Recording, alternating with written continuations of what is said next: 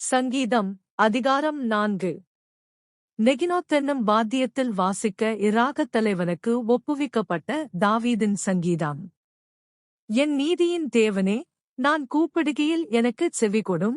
நெருக்கத்தில் இருந்த எனக்கு விசாலம் உண்டாக்கினீர். எனக்கு இறங்கி என் விண்ணப்பத்தைக் கேட்டருளும். மனுபுத்திரரே, எதுவரைக்கும் என் மகிமையை அவமானப்படுத்தி வீணானதை விரும்பி பொய்யை நாடுவீர்கள்? பக்தியுள்ளவனை கர்த்தர் தமக்காகத் தெரிந்து கொண்டாரென்று அறியுங்கள். நான் கர்த்தரை நோக்கிக் கூப்பிடுகையில் அவர் கேட்பார். நீங்கள் கோபம் கொண்டாலும் பாவஞ்செய்யாதிருங்கள். உங்கள் படுக்கையிலே உங்கள் இருதயத்தில் பேசிக்கொண்டு அமர்ந்திருங்கள். நீதியின் பலிகளைச் செலுத்தி கர்த்தர் மேல் நம்பிக்கையாயிருங்கள். எங்களுக்கு நன்மை காண்பிப்பவன் யார் என்று சொல்லுகிறவர்கள் அநேகர். கர்த்தாவே, உம்முடைய முகத்தின் ஒளியே எங்கள் மேல் பிரகாசிக்க பண்ணம்.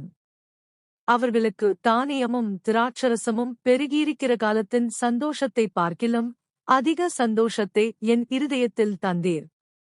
சமாதானத்தோடே படுத்துக்கொண்டு நித்திரை செய்வேன்.